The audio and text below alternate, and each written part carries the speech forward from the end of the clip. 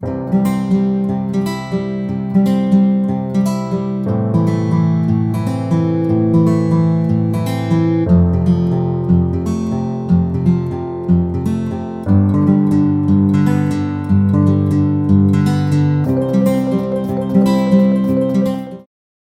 Friends, welcome back to my channel that's Backbenchers Academy. आज का जो हमारा टॉपिक है that is the feature scaling. यहाँ पे हम इसमें नॉर्मलाइजेशन और स्टैंडर्डाइजेशन का कॉन्सेप्ट पढ़ेंगे। तो चलिए स्टार्ट करते हैं बहुत ही इजी वे में। तो फीचर स्केलिंग है क्या एक्चुअली? फीचर स्केलिंग जो है ये एक ऐसा मेथड है जिसकी वजह से हम अपने लर्निंग मॉडल्स को एक्यूरेट बना सकते हैं और इफ़ेक्टिव बना सकते हैं। तो इसके लिए हम क्या करते हैं, हम 2 स्टेप्स करते हैं, स्टैंडर्डाइजेशन करते हैं, नॉर्मलाइजेशन करते हैं।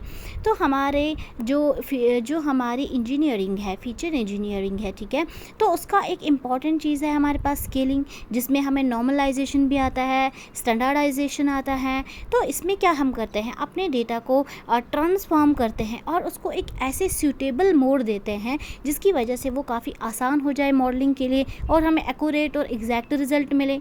तो फीचर स्केलिंग जो है ये एक प्री प्रोसेसिंग टेक्निक है जिसकी वजह से हम अपने वैल्यूज़ को ट्रांसफॉर्म करते हैं simple that is the similar to your scale. और हम ऐसा देखते हैं कि जितने भी फीचर्स हैं वो सारे कंट्रीब्यूट करने चाहिए इक्वली। मॉडल में हर एक फीचर की अपनी इंपॉर्टेंस होती है और वो इक्वली कंट्रीब्यूट करने चाहिए, ठीक है। तो अब हम इसमें 2 कॉन्सेप्ट देखेंगे दैट इज़ नॉर्मलाइजेशन। पहला जो इसमें आता है दैट इज़ द नॉर्मलाइजेशन।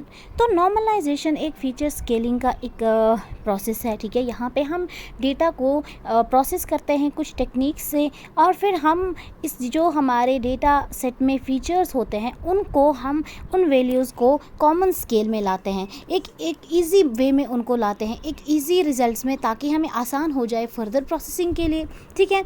तो इस प्रोसेस में डेटा एनालिसिस होती है, मॉडलिंग होती है और इस प्रोसेस में हम क्या करते हैं, जो चीज़ें ऐसी होंगी, प्रॉब्लमेटिक चीज़ें होंगी, एरर्स होंगे, उनको हम मिटिगेट करते हैं, उनको हम ख़त्म करते हैं। तो जिसकी वजह से हमारे मशीन लर्निंग मॉडल्स काफ़ी और अच्छे हो जाते हैं, उन काफ़ी एक्यूरेट हो जाते हैं और ईजी बन जाते हैं, ठीक है।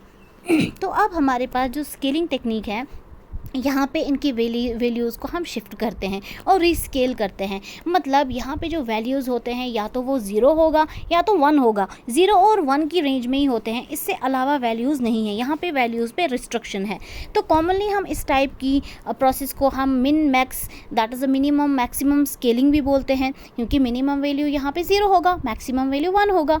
तो हमारा नॉर्मलाइजेशन की एक फॉर्मूला है दैट, अब देखो क्या फॉर्मूला है जिससे हम इजीली निकाल सकते हैं। उसको हम डिनोट करते हैं x dash is equal x minus x min divided by x max minus x min, ठीक है। तो ये हमारी फॉर्मूला है। यहाँ पे x मैक्स और x मिन जो है वो मिनिमम और मैक्सिमम वैल्यूज़ हैं। मतलब x मैक्स जो होगा वो होगा आपका maximum value that is 1, x मिन होगा आपका मिनिमम वैल्यू, और यहाँ पे मिनिमम वैल्यू क्या है, 0 है, क्योंकि यहाँ पे रेंज 0 और 1 ही है। तो जब हमारा x का वैल्यू मिनिमम होगा कॉलम में, तो उस टाइम पे न्यूमिनेटर जो होगा वो 0 होगा। अगर न्यूमिनेटर 0 है दैट मीन्स टोटल जो x डैश या हमारा नॉर्मलाइजेशन है वो भी क्या आएगा, उसका final result that is the 0। अब अगर हमारे पास x का वैल्यू जो है वो मैक्सिमम है, मैक्सिमम मतलब 1 है, तो उस टाइम पे जो हमारा न्यूमिनेटर होगा वो डिनोमिनेटर के इक्वल होगा। तो उस टाइम पे हमारा जो नॉर्मलाइजेशन का overall value x dash value आएगा वो हमारा 1 आएगा, ठीक है। तो दैट मीन्स कि या तो हमारा मिनिमम आएगा या तो हमारा मैक्सिमम। अगर ऊपर हमारे पास 0 है तो टोटल वैल्यू 0 ही आएगा, और अगर मैक्सिमम है तो वैल्यू 1 आएगा।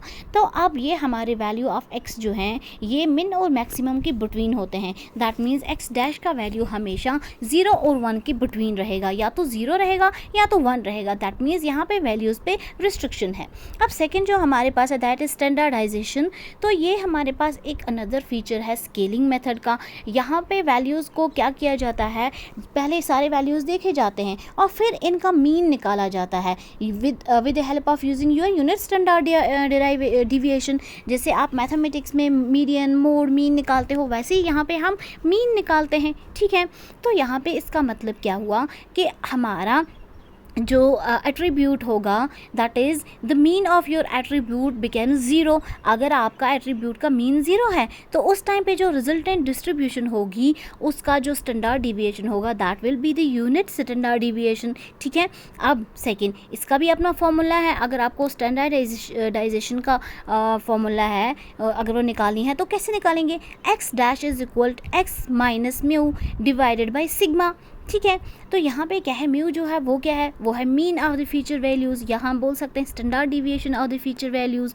तो यहाँ पे वैल्यूज़ में कोई भी रिस्ट्रिक्शन नहीं है, यहाँ पे कोई भी वैल्यू आप लगा सकते हो। यहाँ पे 0 और 1 नहीं है, लेकिन पिछले वाले में 0 और 1 था नॉर्मलाइजेशन में। तो यहाँ पे अब हमारे पास एक क्वेश्चन अराइज होता है कि कब हम नॉर्मलाइजेशन का इस्तेमाल करें और कब हम स्टैंडर्डाइजेशन का इस्तेमाल करें। तो ये हमारे पास एक मेजर क्वेश्चन बन जाता है। तो इसके लिए क्या है कि हमारे पास कोई भी ऐसा पर्टिकुलर चीज़ नहीं है जहाँ पे हम यूज़ करें ये चॉइस जो है, चाहे आप नॉर्मलाइजेशन यूज़ कर रहे हो या आप स्टैंडर्डाइजेशन यूज़ कर रहे हो, वो डिपेंड करता है आपकी प्रॉब्लम पे कि आपकी प्रॉब्लम क्या है, और डिपेंड करता है कि आपके मशीन लर्निंग एल्गोरिदम्स जो आप यूज़ कर रहे हो वो क्या हैं। तो कोई भी एक पर्टिकुलर टाइप का फास्ट या हार्ड रूल नहीं है जो आपको ये बताए कि किस प्रॉब्लम पे आप नॉर्मलाइजेशन करो और किस पे स्टैंडर्डाइजेशन करो। तो यहाँ पे आपको खुद ही देखना है कि आपका जो मॉडल है उस पे अगर आप नॉर्मलाइजेशन करते हो तब आपका बेटर रिजल्ट आता है या स्टैंडर्डाइजेशन, क्योंकि कुछ प्रॉब्लम्स नॉर्मलाइजेशन पे बेस्ट रिजल्ट देंगे,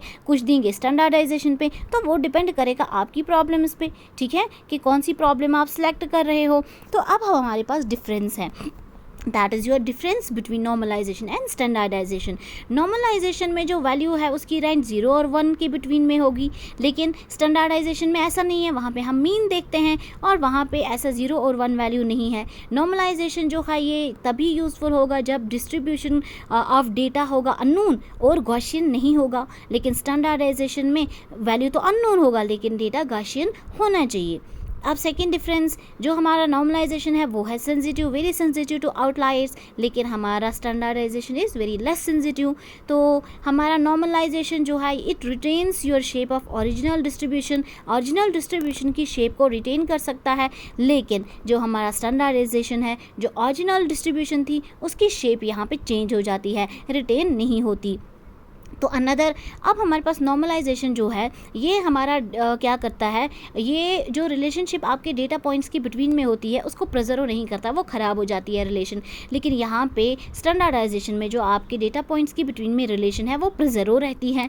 अब फॉर्मूला नॉर्मलाइजेशन में x minus min divide by min max minus min, और उसमें x minus mean divide by standard deviation. ये था हमारा आज का वीडियो। आई होप आपको अंडरस्टैंड हुआ होगा। Kindly like, share, subscribe, press the bell icon.